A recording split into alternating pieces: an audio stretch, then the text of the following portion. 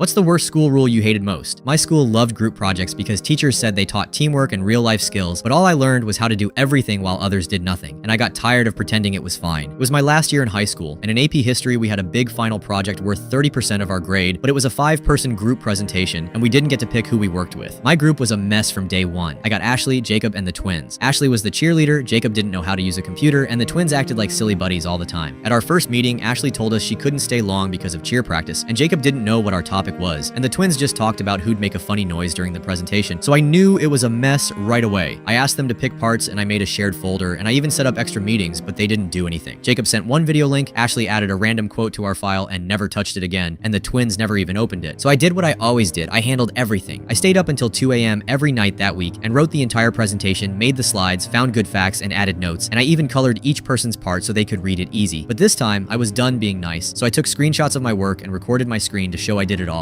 and then I emailed our teacher, Mr. Callahan, with everything. I wrote that it was just in case our presentation didn't work out. He never responded, but I knew he saw it because I turned on red receipts, but it didn't end there. The night before we had to present, I made the final move. I opened the completed slides and selected every slide and deleted them, and then I saved it and put it on a flash drive. The next morning, I told my group not to worry about bringing anything because I had it all saved, and they actually thanked me. Class was full because it was presentation day, and we went second, so Mr. Callahan nodded for us to start, and I plugged in the drive and opened the file, but every slide was blank. My team panicked, so I looked at the screen and told them I might have saved over it by mistake, but Mr. Callahan raised an eyebrow and told us we could start, so we did. But it was awful because everyone tried to talk and said all the wrong words. It lasted 10 minutes and fell apart, and Mr. Callahan told us to sit down, and that was it. 2 hours later, he called me to his office, and I walked in nervous because I didn't know if he'd like it or punish me, but he looked at my email and asked me if I planned it. I said yes, but he asked me if they really did nothing, and I told him not a word, so he smiled a little and told me he'd hated group projects for years, but I gave him a reason to fix it. The next day in class, he told everyone that starting next semester, group presentations would be solo in his class because the old way didn't work, and the room got quiet. By the end of the week, 2 more teachers changed their rules, and word got around fast because Mr. Callahan sent my email to other teachers as a student idea. Other kids who always did the work came up to me too, and they thanked me for getting the group projects banned because they finally would stop covering for the lazy students.